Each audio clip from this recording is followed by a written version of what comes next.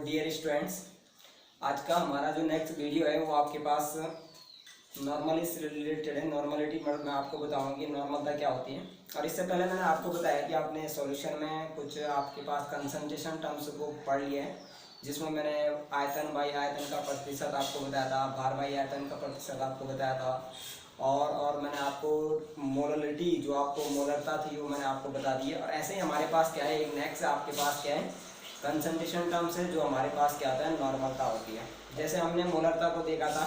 कि जो आपके पास क्या है, विलेय का जो मोल की संख्या थी और बिलियन का जो आयतन था आपके पास लीटर में, वही आपके पास क्या था, मोलरता थी। ऐसे हमारे पास क्या था, नॉर्मलता भी कुछ इस टाइप का आपके पास होता है। क्या होता है और कैसे हम निकालेंगे और कैसे इसके आपके पास न्यूमेरिकल लगाएंगे, इससे बेस्ड आपके पास क्या होता है, न्यूमेरिकल बहुत सारे पूछे जाते हैं कि नॉर्मलता, हम किसी सॉल्यूशन की नॉर्मलता कैसे निकाला जाता है। और फिर आपके पास लैब में किस तरह से हम P1 V1 को यूज़ करके या N1 V1 बराबर आपके पास यूज़ करके क्या कर सकते हैं, बिलियन का मोल कैलकुलेट कर सकते हैं। ठीक, अब देखो ऐसे में हमारे पास क्या है, पहला वाला टॉपिक मेरे पास क्या है, मोलर नॉर्मलिटी है। नॉर्मलिटी को मैंने कैसे निकालना है, मैं आपके पास क्या बोलूँगा कि आपके पास क्या है, देखो नंबर ऑफ आपके पास परिभाषा, ये आपके पास number of equivalence, number of आपके पास क्या होंगे, इक्विवेलेंस ऑफ सॉल्यूट इन पर लीटर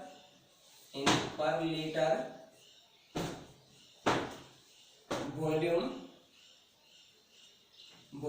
ऑफ आपके पास क्या होता है, सॉल्यूशन। आपके पास क्या होता है, सॉल्यूशन। मतलब इसका आपके पास क्या है कि आप ये बोल के विलेय के तुल्यांकियों की संख्या, इक्विवेलेंस का मतलब होता है तुल्यांकी। जैसे आपके पास मोल्स होते हैं वैसे आपके पास तुल्यांकी भी होते हैं। कैसे निकालते हैं, नॉर्मलिटी में हम तुल्यांकी निकालते हैं। तो आपके पास क्या होगा, विलेय के तुल्यांकियों की संख्या अपन जो भी आपके पास पर लीटर जो आपके पास क्या होगा, बिलियन का आयतन होगा, उसमें जितने तुल्यांक आपके पास होंगे आपके पास बिलियन की क्या आ जाएगी, नॉर्मलता आ जाएगी। ठीक है, यानी कि देखो आपके पास क्या हो जाएगा यहाँ से कि नॉर्मलता n बराबर है मैं बोलूंगा आपके पास number of equivalence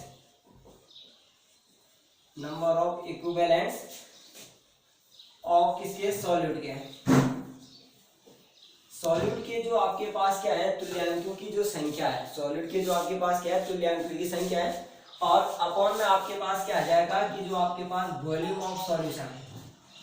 volume of आपके पास क्या आ जाएगा, सॉल्यूशन। और वो कहाँ होगा, आपके पास लीटर में। यानी कि आपके पास इक्विवेलेंस को मैंने EQ मान दिया कि आपके विलेय के मोलों की संख्या जो आपके पास तुल्यांकों की जो संख्या है वो आपके पास क्या है, EQ है। और बिलियन का जो आपके पास आयतन है वो आपके पास क्या है, इस तरह से आपके पास L जो लीटर में होगा इस तरह से आपने निकाल देना। तो इन दोनों का जो आपके पास रेशो निकल के आएगा वो आपके पास क्या होगा, नॉर्मलता हो जाएगी। यानी कि मेरे पास यहाँ से ये आ जाएगा कि नॉर्मलता बराबर आपके पास क्या हो सकता है, मैं ऐसे लिख सकता हूँ EQ अपॉन आपके पास क्या आता है, VL का मतलब आपके पास क्या आता है, आयतन आपके पास लीटर में, और EQ का मतलब होता है आपके पास विलेय के तुल्यांकों की संख्या। अब मुझे क्या निकालना, जैसे हमने मोलरता में मोल्स निकाला था, यहाँ में क्या निकालूंगा, इक्विवेलेंस निकालूंगा। ठीक है, और इक्विवेलेंस हमारे पास क्या होता है, देखो तुल्यांक बराबर आपके पास क्या होता है, जो आपके पास क्या होता है, तुल्यांकों की संख्या बराबर आपके पास EQ, वो हमेशा कितने के बराबर होगा, आपके पास जो उसका भार होगा, भार का मतलब आपके पास ये हो जाएगा कंपाउंड का जितना भार होगा अपॉन में आपके पास क्या आ जाएगा, अणु भार होता था वहां पे, यहाँ का आपके पास क्या आ जाएगा, तुल्यांकी भार। ठीक है, आपके पास तुल्यांकी भार, यानी कि मैंने आपके पास क्या बोलते हैं, ये आपके पास क्या आ जाएगा हाँ EQ, और इसके बेस में मैंने M कर दिया। ये मोलर मास ऑफ आपके पास तुल्यांक जितना आपके पास होगा वो आपके पास EM के बराबर हो जाएगा। ठीक, ये आ गया। अब मैं इस वैल्यू को क्या करता हूँ, EQ को यहाँ रख लेता हूँ ऊपर। तो मेरे पास क्या है, यहाँ से देखो अब तुल्यांक बराबर मेरे पास क्या है, W/EM आ गया। ठीक है, क्या करा आपने, इसको यहाँ निकाला तो नॉर्मलिटी बराबर आपके पास क्या आ जाएगा, EQ की जगह रखना आपने ये वाली वैल्यू, तो आपके पास क्या आ जाएगा, W अपॉन आपके पास क्या आ जाएगा, EM, और इनटू में आपके पास क्या है, VL है आपके पास लीटर में। ये यहाँ से आपके पास क्या आ जाएगा, नॉर्मलिटी निकल के आ जाएगा। अब इस नॉर्मलता को निकालने के लिए आपके पास क्या चाहिए, EM चाहिए आपके पास, जितना भी आपके पास दिखा इक्विवेलेंट बार चाहिए। तो इसको कैसे निकालोगे, देखो EM जैसे आपके पास EM बराबर कैसे निकाले, EM हमारे पास जो होता है वो किसके बराबर होता है, देखो कि हाँ ये मेन हमारे पास क्या होगा, EM जो हमारे पास आएगा तुल्यांकी भार जो आपके पास होगा वो कितने के बराबर होगा, जितना आपके पास क्या होगा मोलर मास m0, ये आपके पास क्या है मोलर द्रव्यमान है, मोलर द्रव्यमान, मोलर द्रव्यमान अपॉन आपके पास क्या होगा जो इसका क्या होगा n फैक्टर होगा, ये आपके पास n फैक्टर या जिसको हम क्या बोलते हैं n कारक, ये n कारक कैसे निकाला जाता है आगे हम देखेंगे जब हम क्या करेंगे क्वेश्चंस लगाएंगे। अभी मैं आपको बताऊंगा इनको कैसे आपने कैलकुलेट करना है। इस वैल्यू को यहाँ पे आप रख दो n बराबर ये और EM की जगह ये वाली वैल्यू लौटा दो, तो आपके पास जो रिजल्टेंट आपके पास होगा n बराबर वो हो जाएगा आपके पास W, ठीक है, W अपॉन EM की जगह आपने ये रखना है कौन सा वाला m0 अपॉन आपके पास क्या हो जाएगा n फैक्टर, ठीक है, इनटू आपके पास क्या हो जाएगा BL। आप इसको सॉल्व करो तो n बराबर आपके पास क्या हो जाएगा W upon molecular mass into आपके पास क्या हो जाएगा BL और इनटू आपके पास क्या हो जाएगा n फैक्टर। इस फॉर्मूले से आप क्या कर सकते हैं किसी भी विलयन की नॉर्मलता को ज्ञात कर सकते हैं। ये बहुत ज्यादा इंपॉर्टेंट फॉर्मूला है आपके पास, वेरी इंपॉर्टेंट। अब आपके पास देखो नॉर्मलता निकालना है, वेट भी आपको पता होगा, मॉलिक्यूलर मास भी आपको पता होगा, लेकिन आपको BL भी आपको पता होगा, लेकिन आपके पास क्या नई चीज जो है वो आपके पास है n फैक्टर। अब n फैक्टर को कैसे निकाला जाता है, देखो अलग अलग सॉल्यूशन के लिए n फैक्टर। अब हम क्या करेंगे n फैक्टर की गणना कर रहे हैं, n फैक्टर या कारक की गणना कैसे आप इसको कैलकुलेट करोगे, इसको कैसे निकालना आपने। अगर आपके पास क्या होगा जो आपके पास सॉल्यूशन दे पूछ रहा हो, अगर आपके पास क्या होगा इन केस आपके पास क्या होगा एसिड होगा कि वो आपके पास अम्ल की स्थिति में है, अगर आपके पास क्या होगा अम्ल दे रखा है, अम्ल यानी कि आपके पास एसिड दे रखा है, तो एसिड के लिए आपके पास n फैक्टर क्या होगा, एसिड के केस में आपके पास n फैक्टर क्या होगा, तो उसको कैसे निकालोगे आप। जैसे मैंने आपको बोला कि आपके पास CH3 C double bond OH है और आपने इसको एक्वस यानी कि जल में घोल दिया, जैसे आपने जल में घोला तो आपके पास क्या बनेगा ये CH3 C double O negative और यहाँ पर आपके पास क्या आ जाएगा H पॉजिटिव, ठीक है। देखो तो सबसे पहले हम क्या करेंगे अम्ल की स्थिति में हमने कैसे निकालना, आपके n फैक्टर कैसे निकाला जाए। तो मैं आपको एक एसिड लिखता हूँ, जैसे मैंने आपको पास दिया एक सिंपल सा सबसे छोटा वाला दे रहा हूँ आपके पास CH3 C double bond OH और आपने इसको क्या करा जल में घोल दिया। जैसे आपने इसको जल में घोला तो ये आपके पास बनाएगा CH3 C double O negative और प्लस आपके पास H पॉजिटिव, ठीक है। जब हम अम्ल को जल में घोल रहे हैं तो जितने आपके पास क्या होंगे H पॉजिटिव आयन निकलेंगे, जितने आपके पास क्या होंगे H पॉजिटिव आयन निकलेंगे तो उतना हमारे पास क्या हो जाएगा उस अम्ल का क्या हो जाएगा n फैक्टर हो जाएगा। कितना H निकला, एक H निकला, तो इसके लिए हमारे पास n क्या हो जाएगा आपके पास 1 हो गया, ठीक है। ऐसे आपने n फैक्टर की जगह ऐसी वैल्यू रखनी है। दूसरा आपके पास मैंने बोला जैसे मेरे पास क्या H2SO4 है,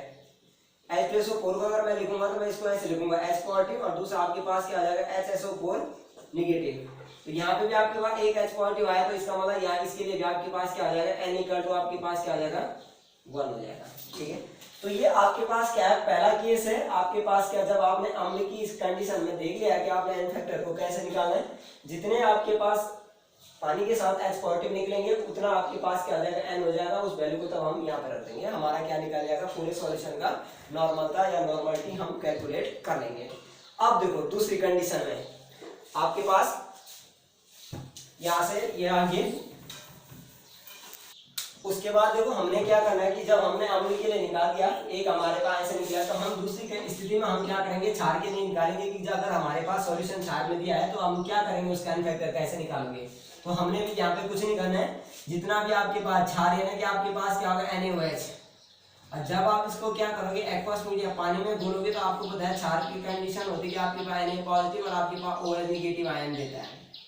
तो क्षार जल के साथ जितने आपके पास OH नेगेटिव आयन देगा वो उसकी क्या हो जाएगी आपके पास n फैक्टर हो जाएगा। तो कितना OH बना एक, तो यहाँ पे n बराबर क्या हो जाएगा आपके पास 1 हो जाएगा, ठीक है। दूसरा जैसे मैंने आपके पास दिया CaOH का आपके पास होल ट्वाइस है, इसको बोला मैंने कि आप इसको जल में घोल दो, तो आपके पास जल में घोलने पर आपके पास क्या होगा Ca प्लस का 2